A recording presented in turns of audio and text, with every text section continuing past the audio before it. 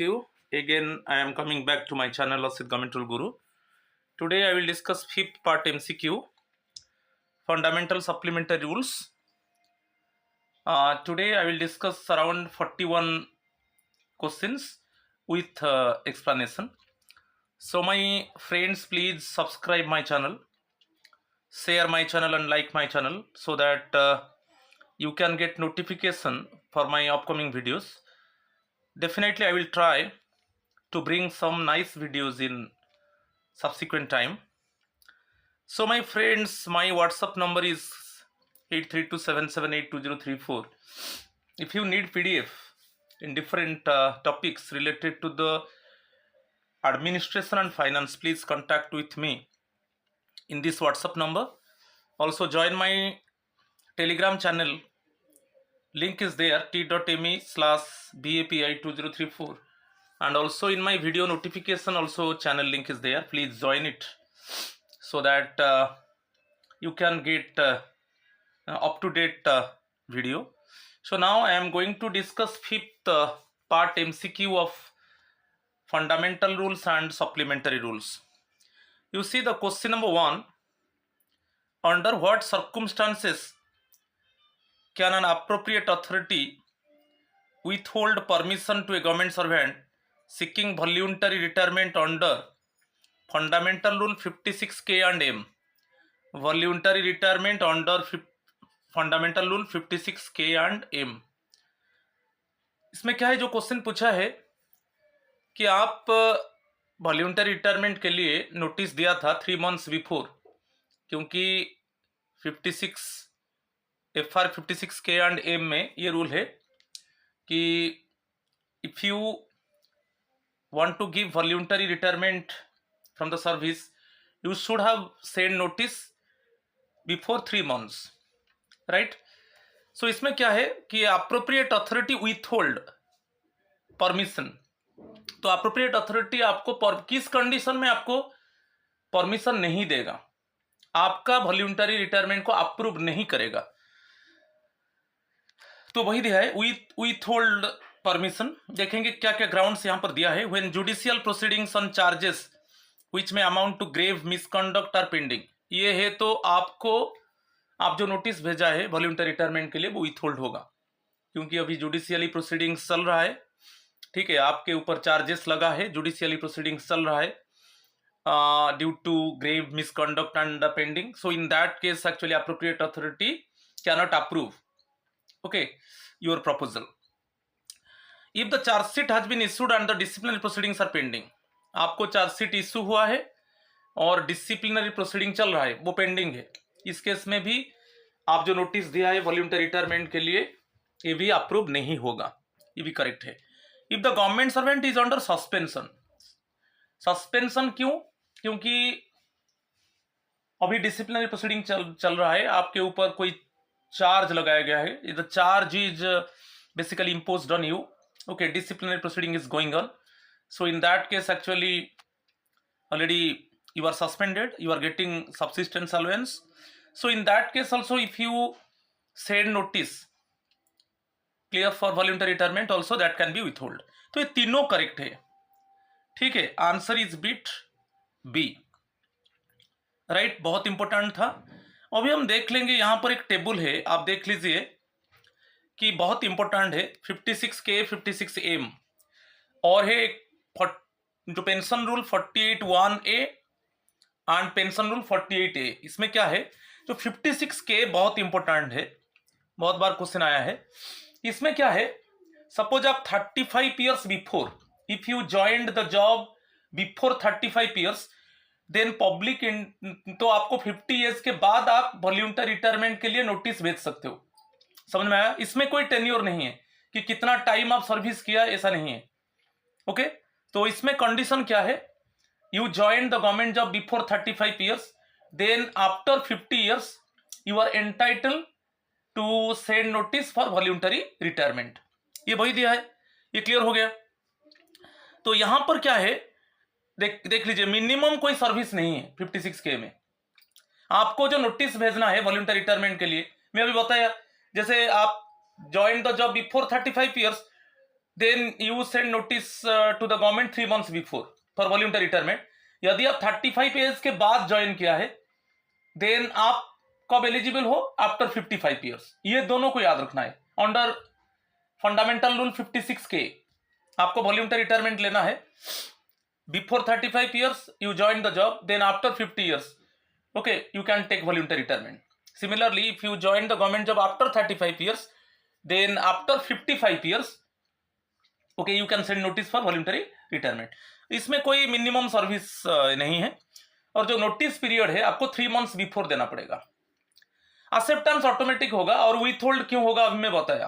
Acceptance automatic होगा मगर कुछ ग्राउंड से, जैसे आप सस्पेंडेड हो कि आपके ऊपर आपको चार्जशीट दिया है और डिसिप्लिनरी प्रोसीडिंग पेंडिंग है, आपके ऊपर ऐसा कुछ चार्जेस है, मिसकंडक्ट का चार्जेस है और जुडिशियल प्रोसीडिंग्स चल रहा है, तो इस केस में आप जो नोटिस दिया है वो विथ होल्ड होगा। ग्राउंड्स वही दिया है आपका कि कब आपका नॉन एक्सेप्टेंस होगा आपका नोटिस। आप वॉल्यूंटरी रिटायरमेंट के लिए नोटिस दिया, वो नॉन एक्सेप्टेंस सस्पेंशन कंडीशन में, ठीक है। 56M में क्या है, ग्रुप सी के लिए। ये जो 56K है ये group A and B, okay, जो group A and B employees है उनके लिए है। समझ में आया।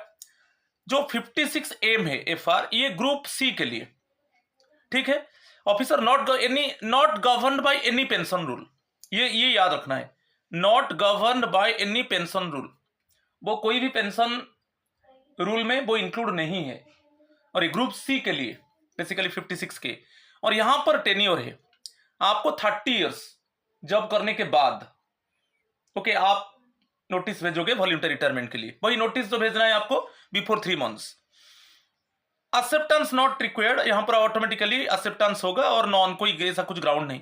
तो यहां पर आपको याद रखना है जो FR 56M ये group C, first one group C officer के लिए, और वो कोई भी पेंशन रूल में ओके वो इंक्लूड नहीं है, और उनका मिनिमम सर्विस 30 ईयर्स चाहिए, और वो जो वॉल्यूंटरी रिटायरमेंट के लिए नोटिस भेजेंगे 3 months बिफोर भेजेंगे, ठीक है, इतना याद रखना है। और एक है पेंशन रूल 48(1)A, ये भी बहुत बार क्वेश्चन आया है। Pension rule 48 subsection 1 subsection A, all government servants covered by central civil services pension rules 1972।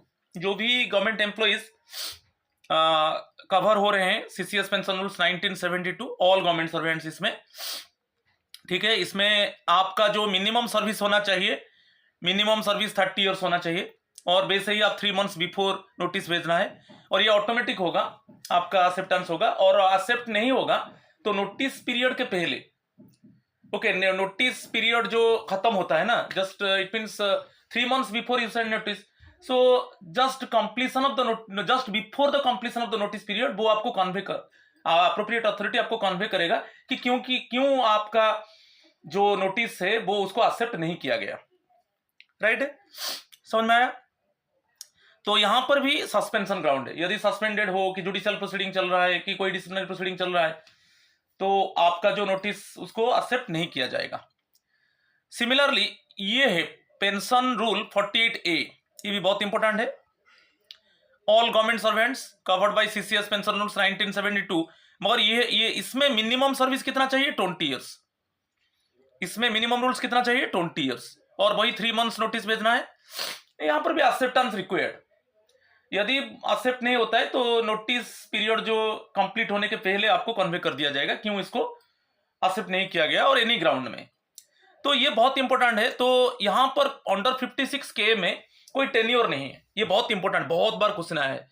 इसमें क्या है, आप 30 just you join the job before 35 years, then after 50 years you are entitled to send notice for voluntary retirement, and if you join the job after 35 years then you send notice after 55 years for voluntary retirement. इसमें कोई tenure नहीं है, मगर आपको जो notice भेजना है before 3 years, और कौन सा ग्राउंड में आपका नोटिस को विथहोल्ड किया जाएगा आपको बता दिया।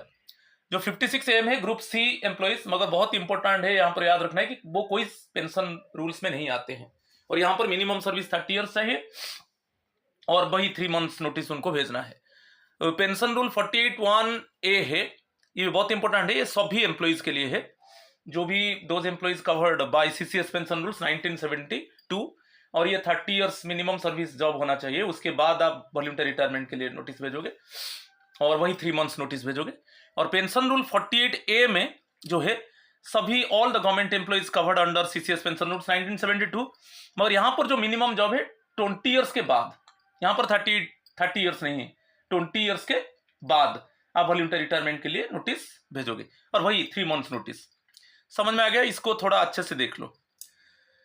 चलो नेक्स्ट यहां पर दिया है कौन सा ग्राउंड में, अभी मैं बताया basically in which condition actually your notice can be withhold. मैं बता दिया, if the government servant is under suspension, if the chargesheet has been issued and the disciplinary proceeding are pending, और judicial proceedings on charges which may amount to grave misconduct are pending. ठीक है, समझ में आ गया? चलो next question बहुत important है, under 56A, fundamental rule 56A देखेंगे, which of the above following statements correct हम देखेंगे। अभी जो क्वेश्चन पैटर्न इस तरीके का आ रहा है, ये दोनों स्टेटमेंट दिया है, क्या करेक्ट है कि नहीं, ये फंडामेंटल रूल 56A उसको कवर कर रहा है कि नहीं। Every government servant shall retire from service on the afternoon of the last day of the month in which he attains the age of 60 years. हम जानते हैं इसमें ये करेक्ट है, मैं बता देता हूं। यदि आपका रिटायरमेंट, आपका डेट ऑफ बर्थ जैसे फर्स्ट ऑफ द मंथ, यदि आपका जैसे अप्रैल 1 में, सपोज आपका जो डेट ऑफ बर्थ है अप्रैल 1 में आपको 60 एज कंप्लीट हो रहा है, तो आपको 31 मार्च आफ्टरनून में, ठीक है, 31 मार्च आफ्टरनून में आपको चार्ज हैंडओवर करना पड़ेगा और आपको रिटायर कर दिया जाएगा। मगर अदर केस में जैसे आप अप्रैल 2 है, अप्रैल 2 टू अप्रैल 30 जो last date of the month, last date of the month, any suppose आपका डेट ऑफ बर्थ अप्रैल 5 है कि अप्रैल 8 है कि अप्रैल 2 है कि अप्रैल 3 है, ओनली फर्स्ट अप्रैल के अलावा, सपोज अप्रैल एक मंथ में ले लिया, सपोज फर्स्ट अप्रैल के अलावा और कोई डेट में आपका डेट ऑफ बर्थ है, तो वही उसी मंथ का लास्ट डेट में ओके आपको रिटायर कर दिया जाएगा और आफ्टरनून सेशन में। ठीक है, ये करेक्ट है, ये याद रखिए। 56 है, इसके ऊपर क्वेश्चन आ सकता है, ये जो रिटायरमेंट के ऊपर। A government servant whose date, यहां पर दे दिया, देखो, government servant whose date of birth is first of a month, मैं अभी बताया, यदि फर्स्ट ऑफ ए मंथ आपका डेट ऑफ बर्थ है और आपको 60 एज कंप्लीट हो रहा है, shall retire from service on the afternoon of the last day of the preceding month on attaining the age of 60 years. अभी मैं बताया, जैसे अप्रैल 1 में आपका 60 एज कंप्लीट हो रहा है, तो मार्च 31 में, ठीक है, आफ्टरनून में, मार्च 31 आफ्टरनून में आपको रिटायर कर दिया जाएगा। ठीक है, तो ये दोनों स्टेटमेंट करेक्ट है, और ये दोनों ये जो रिटायरमेंट के ऊपर है, आपको याद रखना है वो FR, इसके ऊपर क्वेश्चन आ सकता है। 56 सबसेक्शन A में क्लियरली मेंशन है। और एक बता देता हूं यहां पर, मैं प्रीवियस जो 4th पार्ट में एक गलत इंफॉर्मेशन था क्वेश्चन नंबर 18 में, यदि आपका ये जो रिटायरमेंट हो रहा है, यदि पब्लिक हॉलीडे है कि हॉलीडे है, तो आप कब चार्ज हैंडओवर करोगे। यदि आपके पास सपोज कोई पब्लिक हॉलीडे है कि संडे है में आपका सपोज रिटायरमेंट होगा, यदि आपके पास स्टोर है कि क्या से, तो सैटरडे को, सपोज संडे आपका retirement last date of the month हो रहा है, संडे को आपके पास कुछ स्टोर का चार्ज है कि क्या आप हैंडल कर रहे हो, तो सैटरडे आफ्टरनून में आपको उसको हैंडओवर करना है। अदरवाइज आप जो चार्ज हैंडओवर करोगे, चाहे संडे हो कि हॉलीडे हो, उसी दिन आफ्टरनून में करोगे। ठीक है, यदि आपके पास स्टोर है कि आप कोई कैश हैंडल कर रहे हो, तो वो सैटरडे आफ्टरनून में आप कर दोगे। और बेसिकली जो नॉर्मली चार्ज हैंडओवर करोगे, चाहे पब्लिक हॉलीडे हो कि चाहे संडे हो, उसी दिन आफ्टरनून में करोगे। ये थोड़ा गलत इंफॉर्मेशन में दिया था वहां पर। Clear?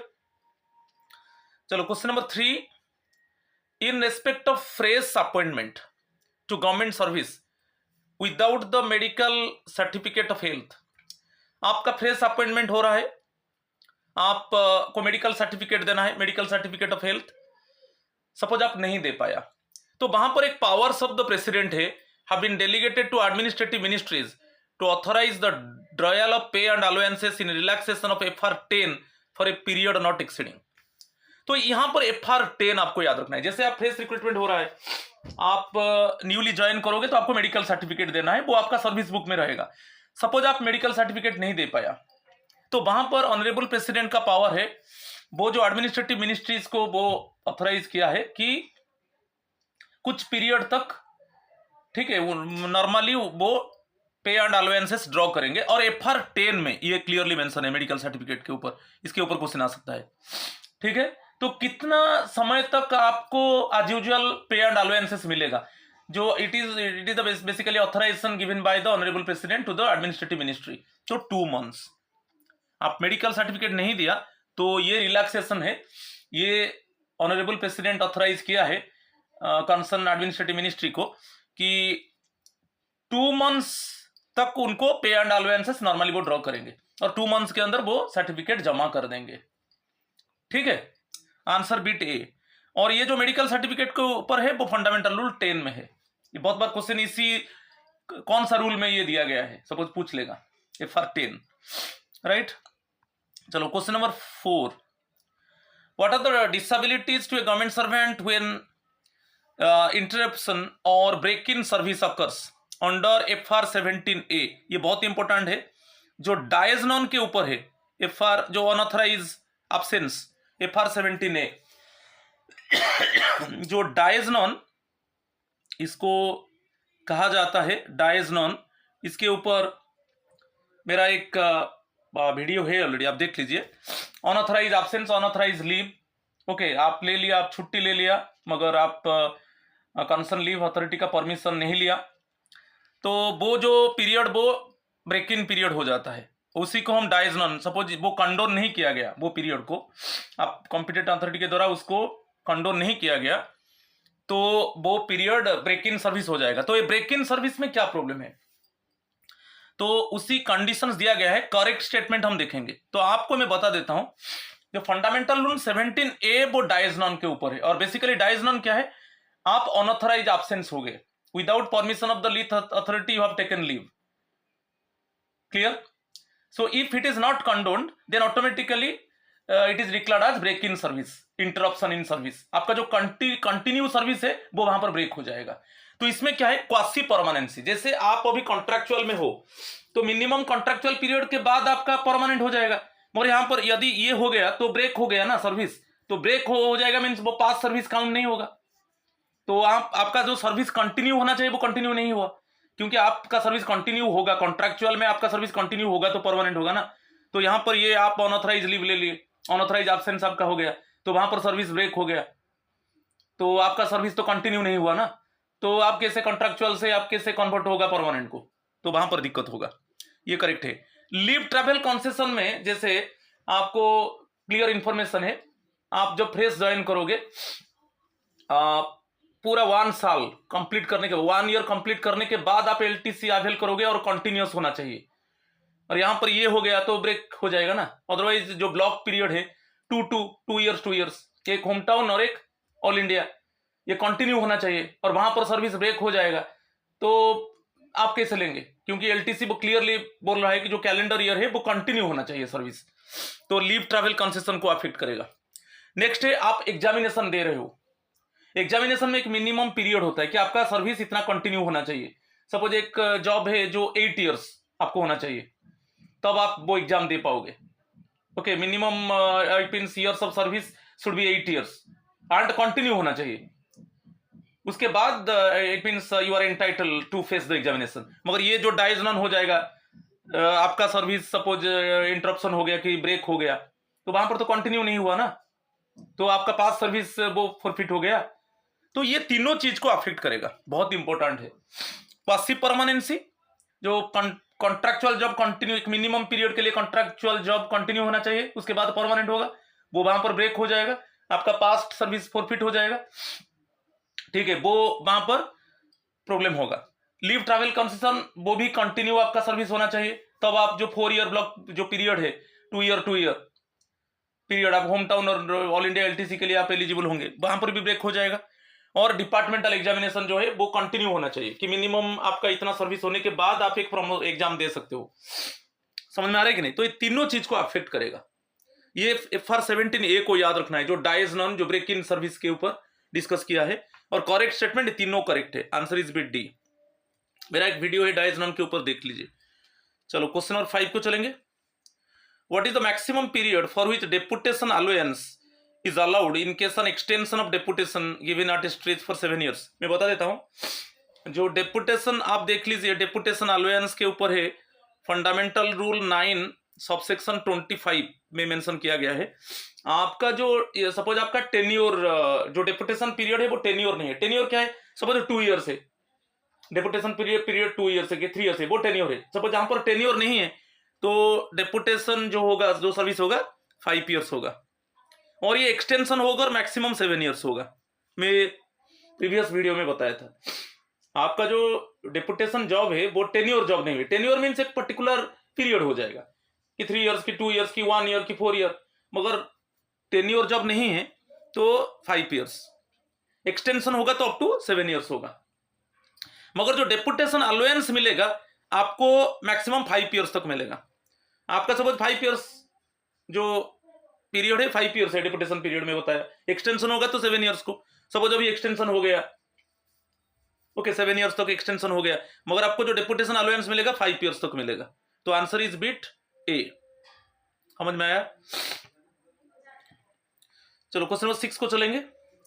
Is it necessary to obtain a non-employment certificate from a suspended employee for grant of subsistence allowance? एक बता देता हूं, ये फंडामेंटल रूल 53 देख लीजिए।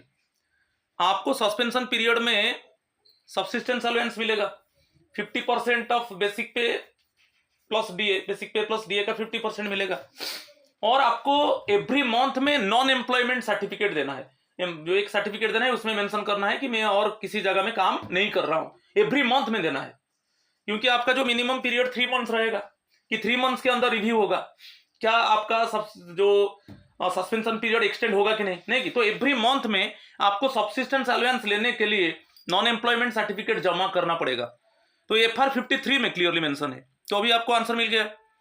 तो necessary every month for every claim, every month में आपको सब्सिस्टेंस अलाउंस क्लेम करने के लिए नॉन एम्प्लॉयमेंट सर्टिफिकेट जमा करना होगा। तो आंसर इज बिट डी। और सब्सिस्टेंस अलाउंस के ऊपर फंडामेंटल 53 में मेंशन है। चलो question number 7, a government servant can be transferred to foreign service only. हम जानते हैं जो हम फॉरेन सर्विस में हमको भेजा जाएगा और हमारा विलिंगनेस लिया जाएगा।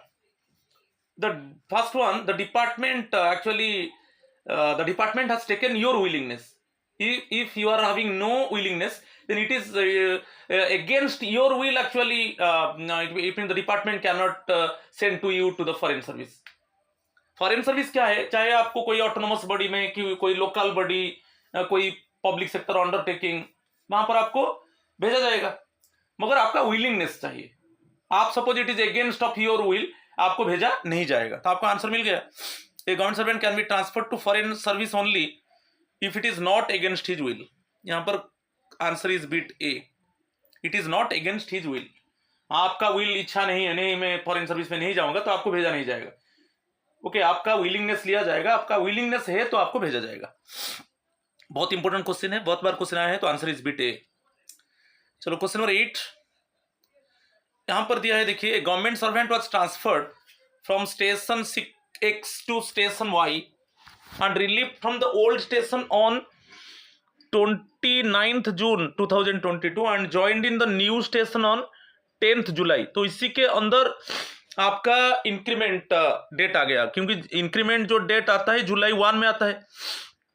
After availing joining time he was drawing in the pay level 6 में उसको 43,600 जो पे लेवल है, जब आप ज्वाइनिंग टाइम आपका चल रहा है, आपका पे लेवल ये है। Because just at the time of relief in the old station, आपको जब रिलीव कर दिया गया आपका बेसिक पे ही था 43,600। तो आप ज्वाइन करोगे 10th जुलाई, उसके अंदर इंक्रीमेंट पीरियड आ गया, मगर आपको इंक्रीमेंट नहीं मिलेगा, क्योंकि रूल है जब आप ज्वाइन करोगे, जब 10th जुलाई में आप ज्वाइन करोगे तब आपको इंक्रीमेंट मिलेगा। और ज्वाइनिंग टाइम पीरियड में आपका जो बेसिक पे होगा, जब आप ओल्ड स्टेशन छोड़ रहे हो, जब ओल्ड स्टेशन से आप रिलीव हो रहे हो, जो आपका बेसिक पे है वही बेसिक पे रहेगा ज्वाइनिंग टाइम में। चाहे इंक्रीमेंट पीरियड आ गया जुलाई 1 में, मगर आपको इंक्रीमेंट नहीं मिलेगा। जब आप न्यू स्टेशन में जाकर ज्वाइन करोगे तब आपका जो न्यू एडमिनिस्ट्रेटिव अथॉरिटी है वहां पर वो आपको इंक्रीमेंट दे देगा। ठीक है, तो what is his pay during joining time. तो जब आपको रिलीव किया गया था उसमें जो बेसिक पे था वही रहेगा ज्वाइनिंग टाइम में आपका बेसिक पे रहेगा, तो आंसर इज बीट ए, क्योंकि उसके अंदर इंक्रीमेंट आ गया, इंक्रीमेंट होकर आपका 44,900 होना चाहिए, मगर आपको इंक्रीमेंट नहीं मिलेगा, ज्वाइनिंग टाइम के अंदर इंक्रीमेंट पीरियड आ जाता है, तो बेसिकली वही ओल्ड पे में चलेगा, और जब आप ज्वाइन करोगे आपको इंक्रीमेंट मिल जाएगा और आपका पे स्केल 44,900 हो जाएगा, तो आंसर इज बीट ए। इसके ऊपर डिस्कस किया था ऑलरेडी पहले।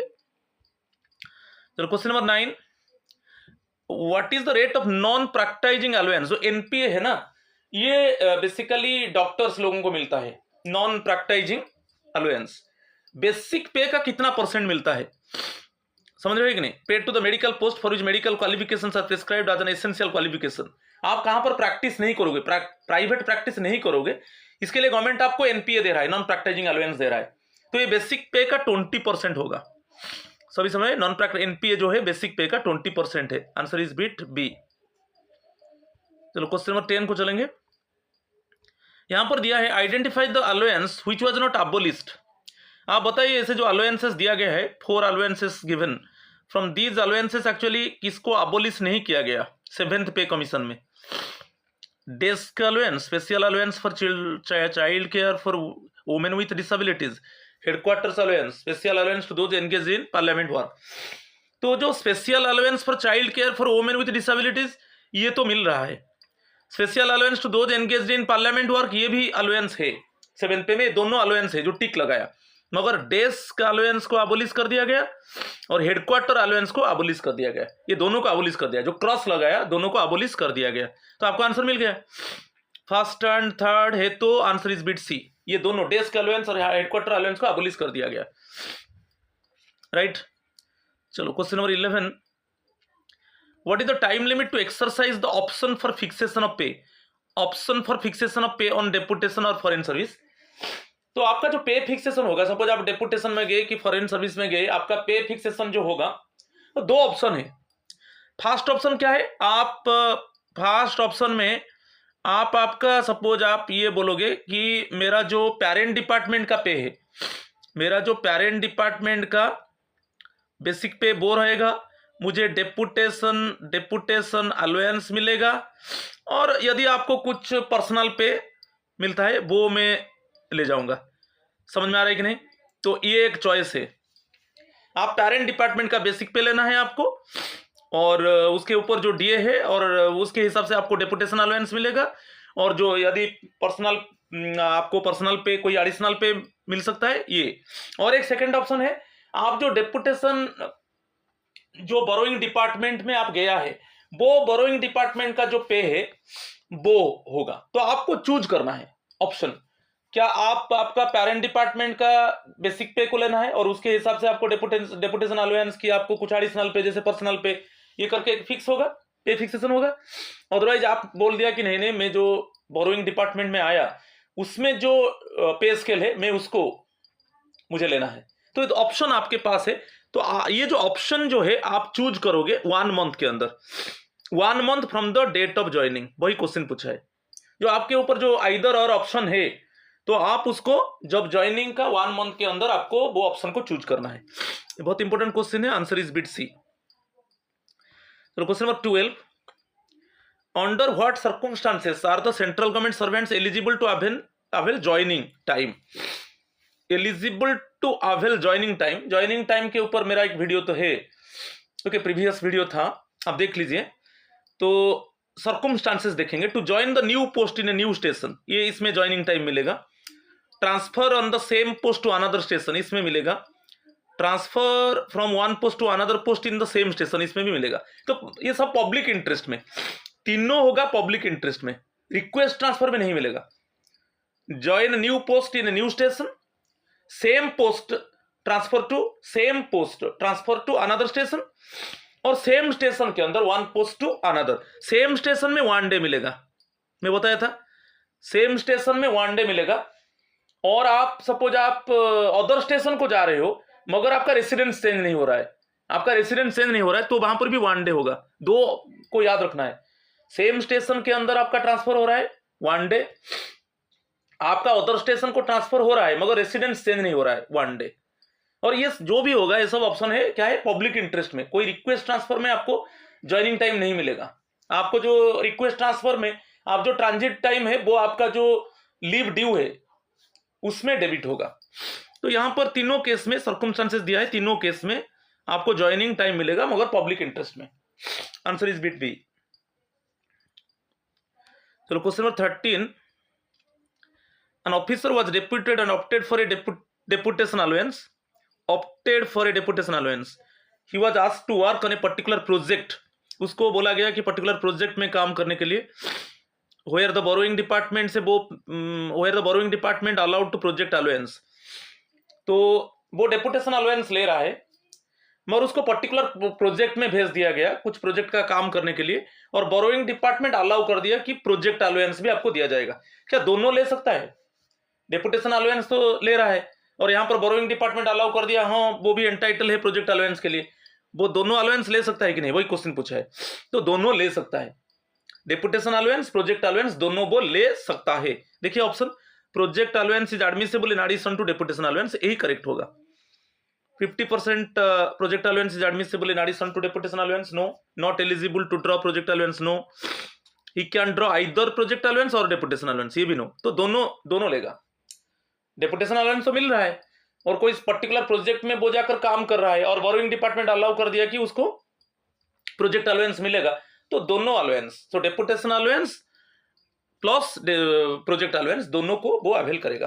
तो answer is bit A, right. चलो क्वेश्चन नंबर 14 को चलेंगे। Is a suspended official eligible for licence free concession? Licence free concession during suspension. आप देखिए जिस डेट में आपको सस्पेंशन ऑर्डर मिल गया तो उसी डेट से आपका लाइसेंस फ्री कंसेशन सीज हो गया, बंद हो गया। जिस डेट से आपका इफेक्ट होगा सस्पेंशन पीरियड, शुरू हो जाएगा सस्पेंशन पीरियड, उसी डेट से आपका लाइसेंस फ्री कंसेशन सीज हो जाएगा। समझ में आया? तो अभी आप देख लीजिए option, may be eligible till his reinstatement, no. The licence free fee concession ceases from the date of suspension, ये अभी बताया मैं, यही है आंसर। एस, क्या वो बोल रहा है कि सस्पेंशन टाइम में आपको लाइसेंस फ्री कंसेशन मिलेगा? नहीं, ये गलत है। मे बी एलिजिबल फॉर 1 मंथ, ये गलत है। अभी मैं बताया जैसे जिस डेट से आपका सस्पेंशन पीरियड इफेक्ट होगा उसी डेट से आपको आपका जो लाइसेंस फ्री कंसेशन है उसको बंद कर दिया जाएगा। Answer is bit B, right. चलो क्वेश्चन नंबर 15 को चलेंगे। Under which rule is pay fixation done when a government servant is promoted from one post to another post? बहुत बार क्वेश्चन आया है। जैसे आपका प्रमोशन हुआ, एक पोस्ट से और एक पोस्ट को प्रमोशन हुआ, आपका पे फिक्सेशन जो हो रहा है वो किस फंडामेंटल रूल में दिया गया है? Under which rule is pay fixation done when a government servant is promoted from one post to another post involving higher responsibilities? Automatically जब आप वन पोस्ट से हायर पोस्ट जा रहे हो तो हायर रिस्पॉन्सिबिलिटीज रहेगा, तो आपका पे फिक्सेशन होगा। तो ये फंडामेंटल रूल का कौन सा रूल में है? तो आप देख लीजिए, ये फंडामेंटल रूल 22, ओके, सबसेक्शन आई, ओके, आई जो आई है उसका सबसेक्शन ए और 1 में दिया गया है। आंसर मिल गया, आंसर इज बिट डी। बहुत इंपॉर्टेंट है, तो आपको याद रखना है fundamental rule 22 under section I subsection A subsection 1 में क्लियरली मेंशन है। यदि आपका प्रमोशन हुआ वन पोस्ट टू अनदर और जो न्यू पोस्ट को प्रमोशन हुआ वहां पर हायर रिस्पॉन्सिबिलिटीज है तो वहां पर तो पे फिक्सेशन होगा, आपको ज्यादा पे मिलेगा। ये जो पे फिक्सेशन होगा कौन सा फंडामेंटल रूल में दिया गया है? तो आंसर इज बिट डी, बहुत इंपॉर्टेंट है। चलो next question number 16। What is the entitled class of accommodation by air in case of members of parliament, officers of and above the rank of secretaries when traveling on duty to within and from the country or countries of accreditation? तो ये जो दिया है, जैसे accommodation by air का बात बोला गया है, okay, member of the parliament, और यहां पर दिया है जो officers and above the rank of secretaries, वो जब ट्रैवल कर रहे हैं चाहे within the country and they go to abroad, नहीं कि उस केस में उनको कौन सा क्लास एंटाइटल होगा? Basically standard first class. Answer is bit C, इसको डायरेक्टली याद रखना है, स्टैंडर्ड फर्स्ट क्लास उनको मिलेगा चाहे within country and also if they go for abroad for some work. तो आपको मेंबर ऑफ द पार्लियामेंट और जो officers basically rank of secretaries, okay, travel through the air, within and from the country और countries accreditation standard first class, answer is bit C, वो travel करेंगे। Question number 17, what is the time limit within which an alteration of the date of birth can be made. चाहे कुछ date of birth में suppose कोई ऐसा circumstance में आपका गलत है, तो आप जो जॉब ज्वाइन किया है उसका कितना ईयर्स के अंदर आप उसको अल्टर कर सकते हो, चेंज कर सकते हो। तो ये बहुत कॉमन क्वेश्चन है, 5 ईयर्स के अंदर, 5 years from the entry into government service, इसको याद रखना है, ये सर्विस रूल में है, answer is bit A. Okay, suppose आप अल्टर करना चाहते हो तो प्रूफ के साथ, ठीक है, आप आपका डेट ऑफ बर्थ जिस डेट में आप ज्वाइन किया 5 ईयर्स के अंदर उसको अल्टर कर सकते हो, ठीक है, answer is bit A, right. Question number 18, whose approval is necessary for relaxing the mandatory cooling off period after every period of deputation। मैं थोड़ा बता देता हूं, यदि आपका जो पोस्ट है up to joint secretaries, up to joint secretaries, और आपका जब डेपुटेशन पीरियड खत्म होता है तो वहां पर 3 इयर्स के लिए आपको कूलिंग ऑफ पीरियड मिलेगा, और इसमें आपका और एक बार आपका नेम को रिकमेंड नहीं किया जाएगा डेपुटेशन के लिए। जैसे आप डेपुटेशन में गए थे, आपका डेपुटेशन पीरियड खत्म हो गया, आप अभी पेरेंट डिपार्टमेंट में आ गए, तो 3 इयर्स तक आपको क्या किया जाएगा, आपका नेम को रिकमेंड नहीं किया जाएगा फर्दर डेपुटेशन के लिए, तो कूलिंग ऑफ पीरियड 3 इयर्स होगा।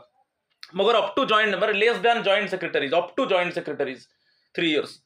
मगर आप एडिशनल सेक्रेटरी के लिए यहां पर बता देता हूं, जो additional basically additional up to additional secretaries and above, okay, additional secretaries case में जो कूलिंग ऑफ पीरियड रहेगा वो 1 ईयर रहेगा, इसको याद रखना है। Up to joint secretary level cooling off period 3 years रहेगा, तो आपका डेपुटेशन खत्म हुआ तो 3 इयर्स तक आपका नेम को रिकमेंड नहीं किया जाएगा फर्दर डेपुटेशन के लिए। मगर इन case of additional secretaries and above जो कूलिंग ऑफ पीरियड रहेगा वो 1 ईयर रहेगा। और बेसिकली यहां पर किसका अप्रूवल चाहिए वो बताया, जो कूलिंग ऑफ पीरियड के लिए आपका कंसर्न डिपार्टमेंट का जो मिनिस्टर इंचार्ज है, ओके, आपका जो पेरेंट कैडर का, ओके, आपका जो डिपार्टमेंट है उसमें जो मिनिस्टर इंचार्ज है उनका अप्रूवल चाहिए। देखेंगे आंसर, तो आंसर इज बिट डी होगा, minister in charge of the cadre authority of the officer, उनका अप्रूवल चाहिए, ठीक है, कि आपको कूलिंग ऑफ पीरियड मिलेगा। कूलिंग ऑफ पीरियड मींस एक डेपुटेशन पीरियड खत्म होने के बाद वो कूलिंग ऑफ पीरियड में आपका नेम को फर्दर डेपुटेशन के लिए रिकमेंड नहीं किया जाएगा, ठीक है। तो आपका जो पेरेंट कैडर है उसी पेरेंट कैडर का मिनिस्टर इंचार्ज का अप्रूवल चाहिए, तो आंसर इज बिट डी। चलो question number 19, identify the rate of allowance given an extra work allowance.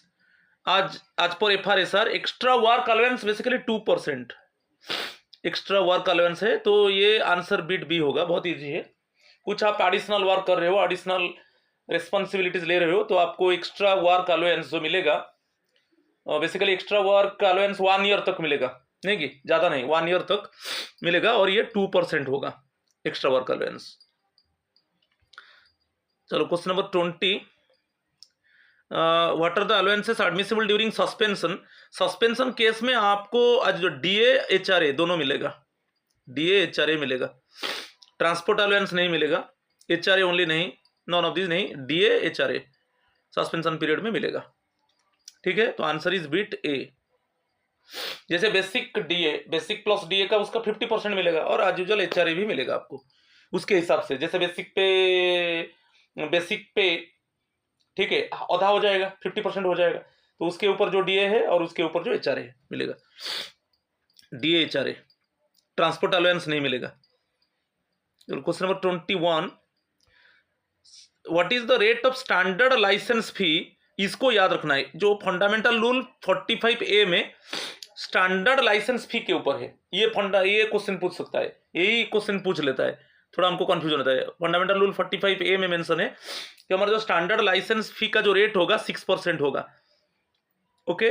मैं और एक में गलती से उसको 9% कर दिया था प्रीवियस कोई वीडियो में, मगर ये स्टैंडर्ड लाइसेंस फी जो है अंडर फंडामेंटल रूल 45 है, इसको भी याद रखना है, इसके ऊपर क्वेश्चन आ सकता है।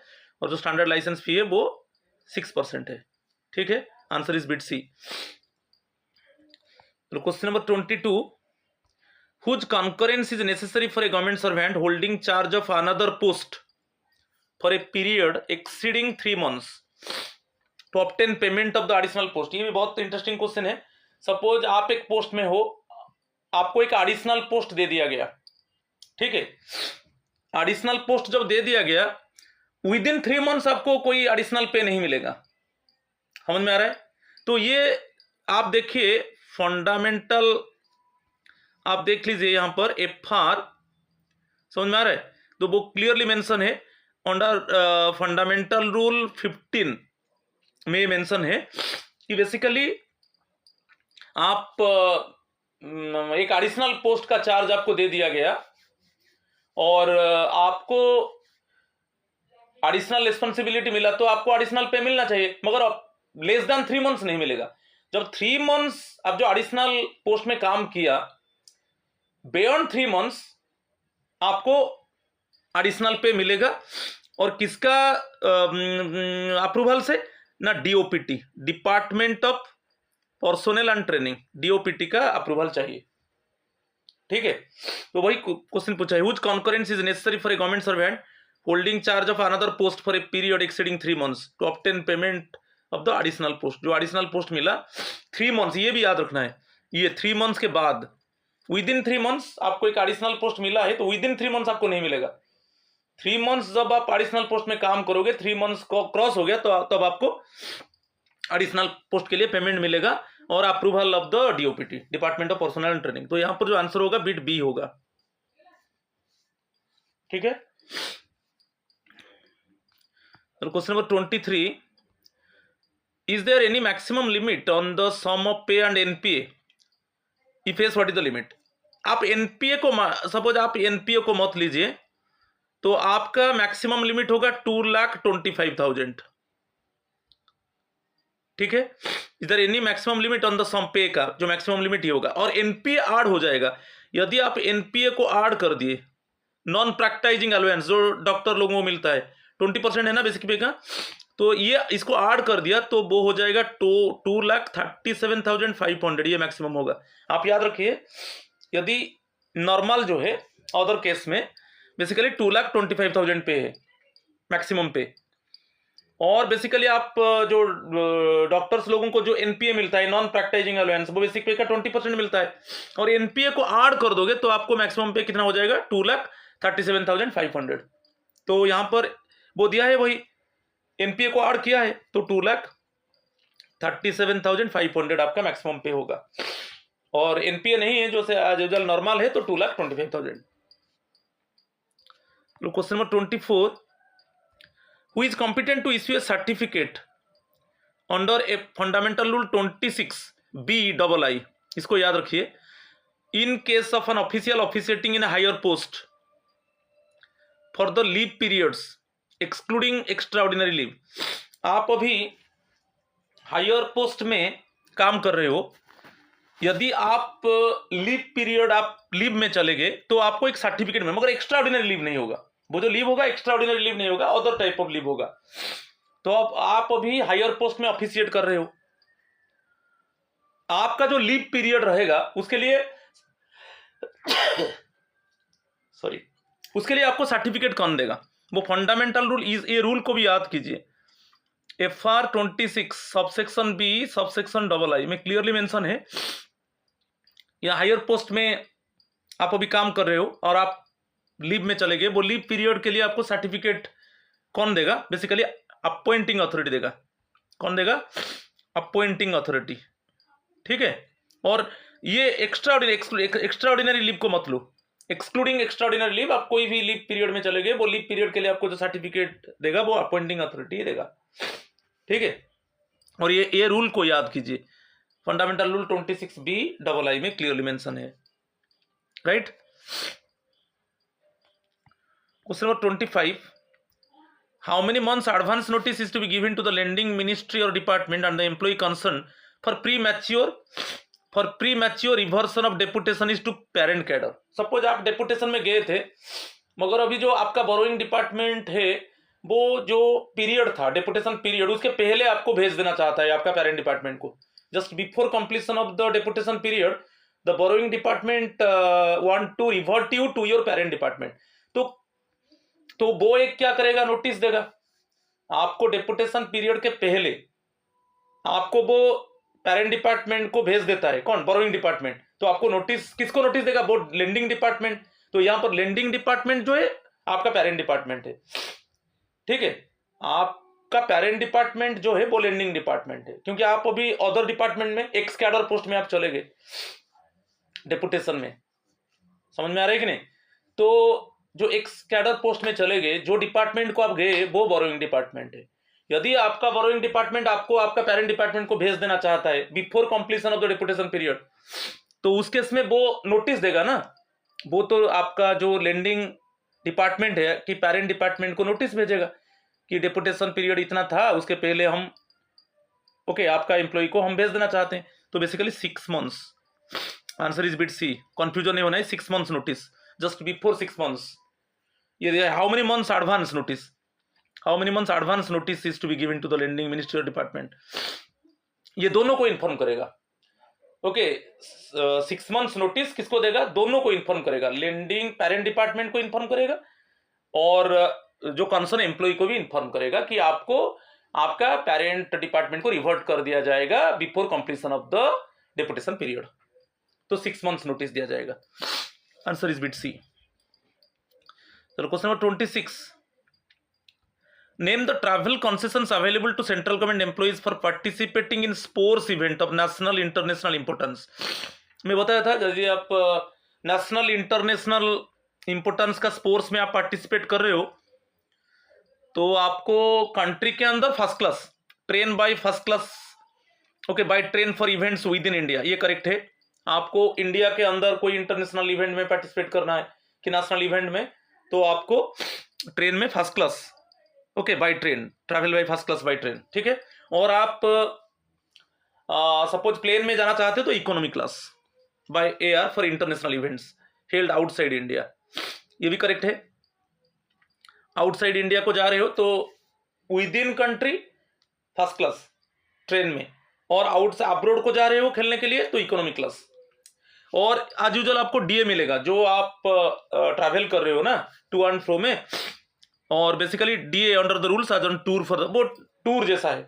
आप जैसे पार्टिसिपेट करने के लिए जा रहे हो तो वो टूर ट्रेनिंग जैसा है, तो टूर ट्रेनिंग में डीए मिलता है, तो आज यूजुअल आपको डीए मिलेगा क्योंकि उसको ड्यूटी माना जाएगा। DA under the rules as on tour for the period treating as the same as on duty, तीनों करेक्ट है। तो इसको आपको याद रखना है, नेशनल इंटरनेशनल स्पोर्ट्स इवेंट में आप पार्टिसिपेट करोगे, विद इन कंट्री आप जो ट्रैवल करोगे फर्स्ट क्लास बाय ट्रेन, और आप अब्रोड जा रहे हो तो इकोनॉमी क्लास। और ये बेसिकली इसको कैसे हम ड्यूटी मानेंगे, और आज यूजुअल जैसे टूर ट्रेनिंग में हम ड्यूटी मानते हैं वैसे ही आपको डीए मिलेगा, डेली अलाउंस, आप एंटाइटल हो डेली अलाउंस के लिए। तो ये तीनों करेक्ट है, ये बहुत इंपॉर्टेंट क्वेश्चन है। तो answer is bit D, right. चलो question number 27, identify what is the maximum rate of transport allowance per case paid to an inquiry officer retired for attending departmental disciplinary proceedings. एक retired जो officer है वो departmental proceeding disciplinary proceedings को attend कर रहा है, तो उसको तो ट्रांसपोर्ट अलाउंस मिलेगा, टीए मिलेगा। तो उसका कहाँ से मिलेगा, वो जो लास्ट ऑफिस में जो काम कर रहा था जब रिटायर किया जिस ऑफिस से, उसी से मिलेगा। तो मैक्सिमम कितना मिलेगा टीए, तो मैक्सिमम 40,000 मिलेगा, 40,000 तक उसको टीए मिलेगा।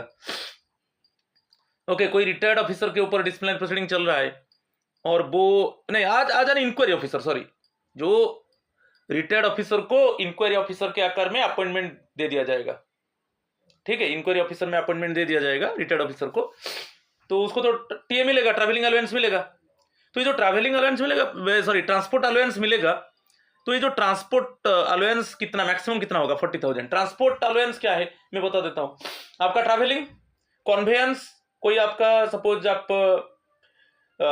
जैसे गाड़ी, सपोज आपका व्हीकल जो है कार है, कॉन्वेयंस, और आपका यदि आप टेम्पररी पीरियड के लिए आप वो जगह को जा रहे हो ना जहां पर आप इंक्वायरी करोगे, आप आपका पर्सनल इफेक्ट्स आप लेकर जाओगे, जो सामान लेकर जाओगे, तो मैक्सिमम आपको 40,000 मिलेगा। क्योंकि ट्रांसपोर्ट अलाउंस में 3 चीज का आपको याद रखना है। एक है journey to and fro, second है आपका कन्वेयंस मीन्स आपका कोई व्हीकल्स है, और थर्ड चीज है आपका पर्सनल इफेक्ट्स, आप कोई सामान लेना चाहते हो, तो ये मैक्सिमम 40,000 मिलेगा। ठीक है, तो answer is bit A. Question number 28, what is the maximum tenure allowed at a stretch for the appointment of a central government officer on deputation to international organizations? Suppose आप अभी डेपुटेशन में गए कोई international organisation, जैसे world health organisation की, world trade organisation, उसमें आप जा रहे हो, कोई इंटरनेशनल ऑर्गेनाइजेशंस में आपका डेपुटेशन के आकार में जा रहे हो, तो मैक्सिमम टेन्योर कितना होगा? तो इंटरनेशनल ऑर्गेनाइजेशन का बाद जब आएगा मैक्सिमम टेन्योर 5 ईयर्स होगा। Answer is bit D. Okay, आपका जो बेसिकली डेपुटेशन पोस्ट जो है वो इंटरनेशनल ऑर्गेनाइजेशंस में है, तो वहां पर जो मैक्सिमम टेन्योर होगा 5 ईयर्स होगा। Answer is bit D. Question number 29, what are the matters for which powers can not be redelegated by the administrative ministries to the subordinate authorities? ऐसा कुछ है, सबऑर्डिनेट अथॉरिटीज को ये पावर नहीं दिया जाएगा। ये जो डेलीगेशन पावर है वो पावर सबऑर्डिनेट अथॉरिटीज को नहीं दिया जाएगा, अप्रोप्रिएट अथॉरिटी को दिया जाएगा, मगर सबऑर्डिनेट अथॉरिटी को नहीं दिया जाएगा। तो किस केस में?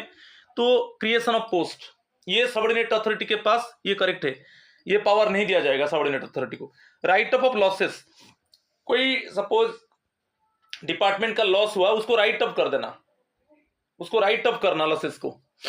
सपोज उसको कुछ लॉस हो रहा है, उसको हम क्या करेंगे? इग्नोर करेंगे वो लॉस को। वो सबऑर्डिनेट अथॉरिटी के पास वो डेलीगेशन पावर नहीं है। Reappropriation exceeding 10% of the original budget, जैसे जो बजट मिला है डिपार्टमेंट को, उससे हम 10% ज्यादा तक भी खर्च कर सकते हैं, ये पावर भी सबऑर्डिनेट अथॉरिटी के पास नहीं रहेगा। ये तीनों पावर सबऑर्डिनेट अथॉरिटी को रीडेलीगेट नहीं किया जाएगा, ये बहुत इंपॉर्टेंट है, तीनों को आप याद कर लो। और जो थर्ड वन है ना, रीअप्रोप्रिएशन, इसके ऊपर आता है, रीअप्रोप्रिएशन एक्सीडिंग 10%, इसको अंडरलाइन कर दिया। जो जब कोई जितना बजट आया है डिपार्टमेंट को, तो उसको हम रीअप्रोप्रिएट करके उससे 10% ज्यादा हम खर्च कर सकते हैं। जो ओरिजिनल बजट प्रोविजन में reappropriation exceeding 10% of the original budget provision by electronic form. समझ में आ रहा है? तो ये तीनों केस में डेलीगेशन पावर सबऑर्डिनेट अथॉरिटी को नहीं मिलेगा, तो तीनों होगा II एंड III। तो वही क्वेश्चन पूछा है वहां पर, व्हाट आर द मैटर्स पूछा है, तो ये तीनों मैटर है जो रीडेलीगेटेड बाय द एडमिनिस्ट्रेटिव, तो सबऑर्डिनेट अथॉरिटीज को ये पावर नहीं दिया जाएगा। Answer is bit C. ठीक है, question number 30, identify what percentage is applied for the recovery of flat rate license fee in respect of substandard or unclassified accommodation। substandard accommodation और unclassified accommodation, तो कितना flat rate licence fee को recovery किया जाएगा? What percentage is applied for the recovery of flat rate licence fee? तो basically 75% flat rate licence fee को recovery किया जाएगा। Answer is bit A. इसको भी याद रख लीजिए, आज पर FRSR। Okay, identify what percentage is applied for the recovery of flat rate licence fee, किस केस में? सबस्टैंडर्ड और अनक्लासिफाइड अकोमोडेशन। आपको जो अकोमोडेशन मिला वो सबस्टैंडर्ड है और अनक्लासिफाइड है, इस केस में जो फ्लैट रेट लाइसेंस फी है उसका 70% रिकवर कर दिया जाएगा। Answer is bit A. 31, as per FRSR, which of the following conditions does not constitute anomaly? आप देख लीजिए, अनोमली केस में FR 27 में डिस्कस किया गया है, अनोमली केस फंडामेंटल रूल 27 में। तो यहां पर आप देखिए 3 स्टेटमेंट्स है, तो कौन सा केस में हम अनोमली नहीं मानेंगे? Does not constitute an anomaly for stepping up pay of senior on drawing less pay than junior. किस केस में हम ये मानेंगे कि जो सीनियर है ऑफिसर है उसको जूनियर ऑफिसर से कम पे मिल रहा है? मगर इस केस में तीनों केस दिया है जहां पर हम अनोमली नहीं मानेंगे। Both the junior and senior should belong to the same cadre, okay, the scales of pay of the lower and higher post are identical, ये सब अनोमली बनेंगे। ओके, ये अनोमली है, ये अनोमली है, ये भी अनोमली है, ठीक है। Junior officer was drawing more pay than the senior officer by virtue of any advance increment grant, ये एडवांस ग्रांट, ये इसको हम अनोमली नहीं मानेंगे, यही आंसर होगा, ठीक है, यही आंसर होगा, आंसर बी ट्रिपल आई होगा, क्योंकि आपको कुछ एडवांस इंक्रीमेंट मिला, जूनियर ऑफिसर को एडवांस इंक्रीमेंट मिला, तो ऑटोमेटिकली जूनियर ऑफिसर का जो पे है वो सीनियर ऑफिसर से ज्यादा हो जाएगा, और वो उसको हम अनोमली नहीं मानेंगे। आप जानते हो इंक्रीमेंट कब ज्यादा होता है, एक स्पोर्ट्समैन एंटायर सर्विस में जब वो स्पोर्ट्स में एक्सेल करता है तो उसको मैक्सिमम 5 इंक्रीमेंट्स मिलेगा, नहीं कि, और 3 आउट ऑफ टर्न प्रमोशन भी मिलेगा, मैक्सिमम 5 इंक्रीमेंट्स मिलेगा मैक्सिमम एंटायर सर्विस कैरियर में, और आउट ऑफ टर्न जो प्रमोशन है 3 प्रमोशन उसको मिलेगा। जब उसको अवार्ड मिलेगा 3 मंथ्स के अंदर उसको आउट ऑफ टर्न प्रमोशन दिया जाएगा, नहीं ये तो है, तो इस केस में ये अनोमली नहीं है, answer is bit I. The anomaly should be direct as a result of the application of FR22C, तो ये भी ये तीनों, ये जो टिक लगाया ना, ये सब अनोमली है, कि सेम कैडर, कि दोनों जैसे सेम आइडेंटिकल पोस्ट है, दोनों को पे समान है, कैसे होगा, ये तो नहीं होना चाहिए ना। तो फिर सुनिए, सीनियर जूनियर क्या रहा, the scales of pay of the lower and higher post are identical, higher post lower post में जो स्केल ऑफ पे आइडेंटिकल होगा वो तो अनोमली हो गया ना, और junior seniors belong to same cadre, ये नहीं होगा, क्योंकि एक सीनियर जो है हायर पोस्ट में है, जूनियर लोअर पोस्ट में, ठीक है। और 4th वन भी अनोमली होगा, मगर जूनियर ऑफिसर का जो पे है सीनियर ऑफिसर से ज्यादा है, क्योंकि उसको कुछ एडवांस इंक्रीमेंट मिला, तो इस केस में वो अनोमली नहीं होगा, तो आंसर जो होगा बिट डी होगा, ठीक है। Question number 32, appointment of meritorious sports person can be made to any post in, जो मेरिटोरियस स्पोर्ट्स पर्सन है वो कौन सा कैटेगरी में उनको जॉब मिलता है, बेसिकली ग्रुप सी में, आंसर बीट बी, जो मेरिटोरियस स्पोर्ट्स पर्सन है ना उनको जॉब मिलता है सेंट्रल गवर्नमेंट में, स्टेट गवर्नमेंट में, मगर उनको ग्रुप सी पोस्ट में ऑब्जर्व किया जाएगा, ठीक है, answer is bit B.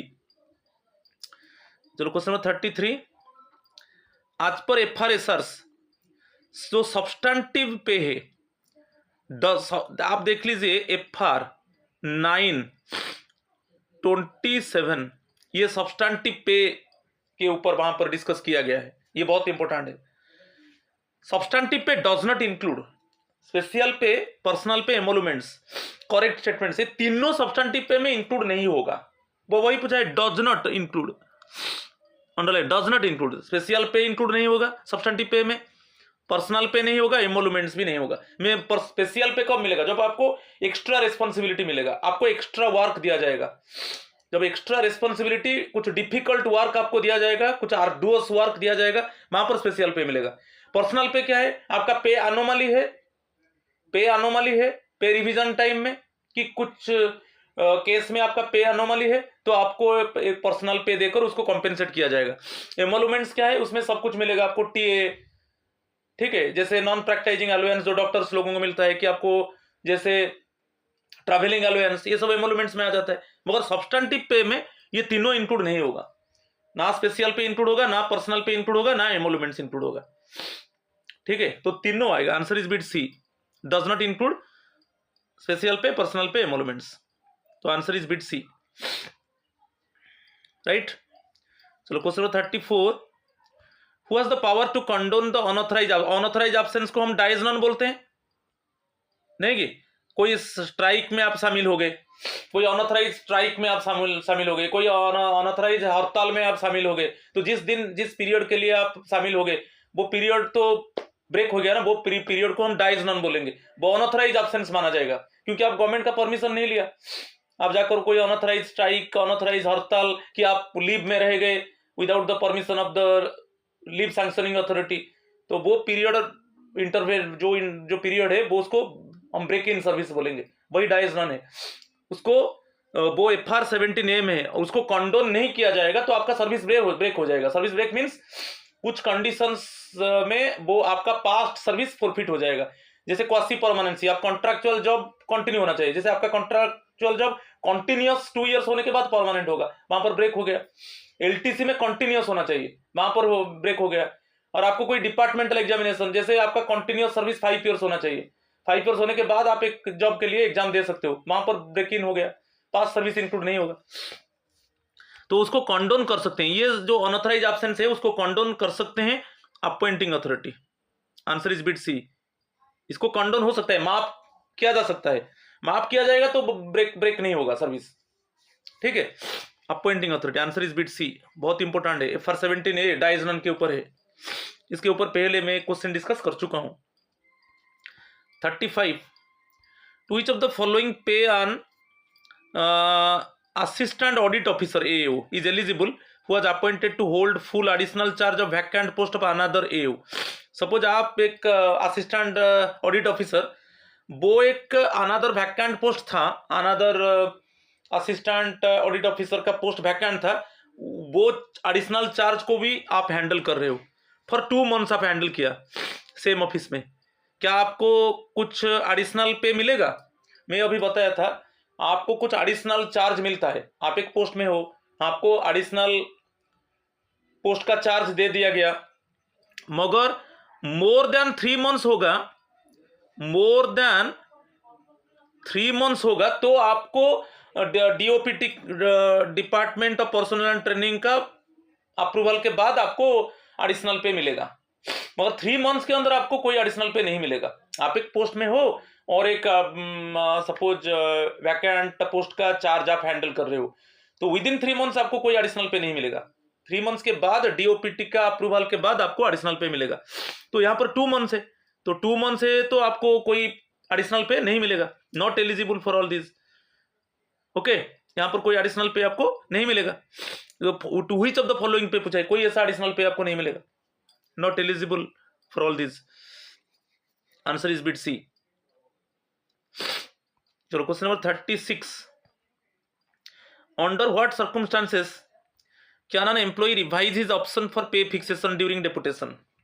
Can an employ revise his option for pay fixation when he or she receives pro forma promotion, ये पे रिवीजन होगा। When he or she is reverted to a lower grade in the parent cadre, suppose अभी आप parent cadre में आपको एक lower grade को revert कर दिया गया, इस केस में भी आपका पे फिक्सेशन रिवाइज होगा। When the scale of pay of the parent post revise होगा, इसमें भी पे फिक्सेशन रिवाइज होगा, तो तीनों केस में रिवाइज होगा, याद कीजिए उसको, ठीक है। ये दिया है can an employ revise his option for pay fixation during deputation, ये तीनों केस में, प्रोफॉर्मा प्रमोशन, यदि आपको parent when he or she is reverted to a lower grade in the parent cadre, okay, when he or she is reverted to a lower grade in the parent cadre, or when the scale of pay of the parent post is revised, ये तीनों case में आपका जो है during deputation आपका पे fixation होगा, तो तीनों करेक्ट है, आंसर इज बिट सी, ठीक है। Question number 37, identify the cases for which powers under FR 27 are not to be invoked for grant of premature increments. Under FR 27 are not to be invoked for grant of premature, माने increment जो मिलेगा आपको premature पहले मिलेगा, तो as a reward for meritorious work, ये correct है। In disregard of the advice given by the minister of finance in any individual case for fixation of pay, ये भी करेक्ट है। In disregard of the normal rules governing fixation of pay except in cases of hardship or where the circumstances are unusual, तो ये तीनों cases है। इस case में क्या है, आपका जो प्रीमैच्योर इंक्रीमेंट्स उसको इन्वोक नहीं किया जाएगा बिफोर, ओके, प्रीमैच्योर इंक्रीमेंट्स को क्या है, इन्वोक नहीं किया जाएगा। वही दिया, identify the cases for which powers under FR 27 are not to be invoked for grant of premature increments, तो ये तीनों केस में, ठीक है, तीनों करेक्ट है, आंसर इज बिट डी। आप उसको याद कर लीजिए तीनों सेंटेंस को अच्छे से, ठीक है। Question number 38, how will the transit period be treated as in case of transfer at your own request में जा रहे हो, तो आप जो टू एंड फ्रो में जाओगे, जब आपको बेसिकली रिक्वेस्ट ट्रांसफर में आपको ज्वाइनिंग टाइम नहीं मिलेगा, आप अभी जर्नी कर रहे हो तो वो ट्रांजिट टाइम है, वो ट्रांजिट टाइम जो जर्नी पीरियड में आप जो टाइम कंज्यूम करोगे वो आपका जो लीव ड्यू है, जो सर्विस बुक में आपका जो लीव है उससे डेबिट होगा। ओके, तो मे बी सैंक्शन ये है रेगुलर लीव और to cover the transit period. Regular leave जो आपका ड्यू है वो उससे डेबिट होगा, क्योंकि यहां पर आपको ज्वाइनिंग टाइम नहीं मिलेगा। आंसर बीट बी होगा। Question 39, which of the items should not be deducted from subsistence allowance except with the government servants written consent from the following। तो आप रिटिन कंसेंट दे रहे हो तो आपका सब्सिस्टेंस अलाउंस से डिडक्ट होगा। जैसे आप रिटिन कंसेंट नहीं दिया कि मेरा डिडक्ट नहीं होगा, वो डिडक्ट नहीं होगा सब्सिस्टेंस अलाउंस से। ठीक है, तो दिया है रिफंड ऑफ एडवांस फ्रॉम, आप जीपीएफ से एडवांस लिया है तो उसको रिफंड करोगे, तो आप रिटिन कंसेंट दोगे तो वो डिडक्ट होगा, नहीं तो नहीं होगा। पीएलआई पॉलिसी प्रीमियम, आप रिटिन कंसेंट दे रहे हो, हाँ मेरा PLI policy premium subsistence allowance से डेबिट होगा, ओके वो होगा। नहीं तो आप रिटिन कंसेंट नहीं दिया तो डेबिट नहीं होगा। Basically cooperative credit society dues also, आप रिटिन कंसेंट दिया तो ये ड्यूज डेबिट होगा, नहीं तो डेबिट नहीं होगा आपका सब्सिस्टेंस अलाउंस से। तो ये तीनों करेक्ट है। Okay, should not be deducted without the written consent okay of the concern suspended employee, तो तीनों करेक्ट है। आप देख लीजिए जो पेनाल्टी मेरा जो सस्पेंशन पीरियड देख लीजिए मेरा वीडियो, इसमें क्लियरली मेंशन है। Answer is bit C. Question number 40, how many years should be completed for officers of central government to eligible for foreign service. कितना सर्विस कंप्लीट करने के बाद आपको फॉरेन सर्विस में भेजा जा सकता है? 9 इयर्स, याद रखिए।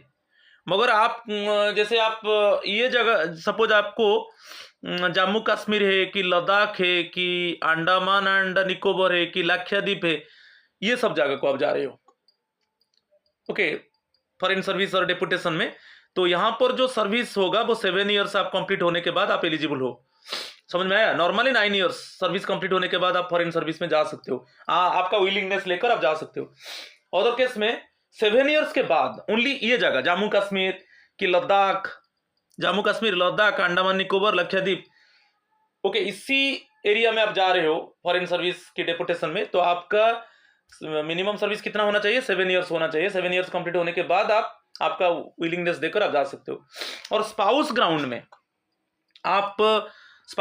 में डेपुटेशन की फॉरेन सर्विस में आप जा सकते हो आपका जब 6 इयर्स कंप्लीट होने के बाद। तो तीनों याद आया। नॉर्मली 9 इयर्स कंप्लीट होना चाहिए ओके तब आपको फॉरेन सर्विस में भेजा जाएगा। और जैसे जम्मू कश्मीर लद्दाख अंडमान निकोबार लक्षद्वीप केस में 7 इयर्स कंप्लीट होने के बाद आप जा सकते हो। और आपका स्पाउस ग्राउंड में आप जा सकते हो जब आपका सर्विस 6 इयर्स कंप्लीट ओके होगा, तब आपको डेपुटेशन और फॉरेन सर्विस में भेजा जा सकता है स्पाउस ग्राउंड में। तो ये जो नॉर्मली वही पूछा है how many years should be completed, तो 9 इयर्स। ये नॉर्मली पूछा है तो 9 इयर्स।